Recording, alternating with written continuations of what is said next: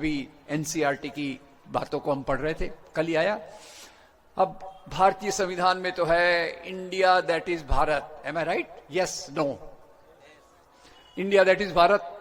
अभी एनसीईआरटी ने निर्देश दिया है कि किताबों में इंडिया शब्द का उल्लेख नहीं होगा। ख्याल कीजिए कैसे हमला किया जाता है बाबा साहब के विचारों पर, संविधान पे। ये उसका एक और उदाहरण दिखता है। तो खैर, इंडिया दैट इज भारत, अब उसमें केवल वो इंडिया शब्द को निकालने की कोशिश कर रहे हैं। पर ये मैं आपको बता दूं, इसी तर्ज पर पहले एक बार राजस्थान में एक वो सरकार आई थी, पहचानना आपको है, वो सरकार आई थी जिसका निशान कमल का फूल है। कौन सी? अरे आप तो बोलते ही नहीं कुछ, मेरे को ही बोलना पड़ रहा है। ठीक है, तो वहां उस सरकार में एक मंत्री महोदय थे। उन्होंने बोला क्या लिखा है हमारी किताबों में, हल्दी घाटी की लड़ाई में अकबर और राणा प्रताप की लड़ाई हुई, अकबर जीत गए, राणा प्रताप हार गए। अरे ये कैसे हो सकता है, हिंदू राजा कैसे हार सकता है? अभी एनसीईआरटी ने निर्देश दिया है कि वही बातें इतिहास में बताओ जहां हिंदू राजा जीते थे।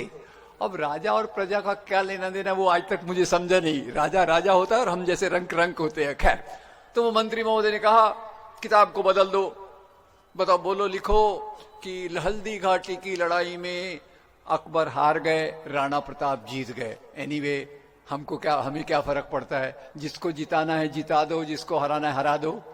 किसी को हराने जिताने से हमारी परिस्थिति में कोई फर्क नहीं होता, पर इसको हिंदू मुसलमान की लड़ाई बताने से हमको फर्क पड़ता है।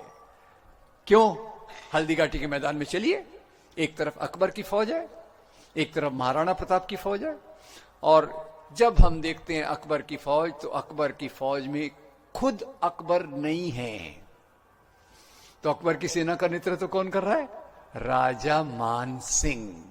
तो सवाल का जवाब जरूर दीजिएगा, बताइए अकबर की फौज में केवल मुसलमान है या हिंदू मुसलमान दोनों हैं? दोनों हैं।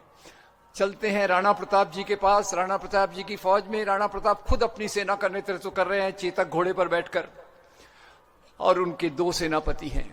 एक सेनापति का नाम है राम सिंह और दूसरे का नाम है हकीम खान सूर। वही सवाल आ गया, राणा प्रताप की सेना में केवल हिंदू हैं या हिंदू मुसलमान दोनों हैं? दोनों हैं। तो ये हिंदू मुसलमान की लड़ाई है या दो राजाओं की लड़ाई है? ये लड़ाई धर्म के लिए है कि सत्ता के लिए? तो आज जानबूझकर प्रस्तुत कर रहे हैं, और हमारे संविधान का जो एक मुख्य वाक्य है, जैसे इंडिया दैट इज भारत, उसको निकाला जा रहा है, इंडिया को उसमें से निकाला जा रहा है, और ये कहा जा रहा है कि हिंदू राजाओं की शौर्य गाथाओं को बताओ। खैर, एनीवे, अब ये एक बात हुई। तो ये संत कबीर से जुड़ी हुई जो मैं बात बता रहा था, इसलिए संत कबीर को मेरे ख्याल से डॉक्टर अंबेडकर इसीलिए उनको गुरु माना होगा कि उन्होंने, संत कबीर ने ये बताने की कोशिश की कि सच्चा धर्म वही है जो इंसान को पूरी मानवता से प्रेम करना सिखाए। और जैसे हम देखते हैं, बाबा साहब आम्बेडकर ने भी पूरी मानवता के लिए सोचा। केवल उनको एक दलित समाज का, एक महार समाज का, कम्युनिटी का जो लीडर बताने की कोशिश करते हैं, वो पूरा गलत है।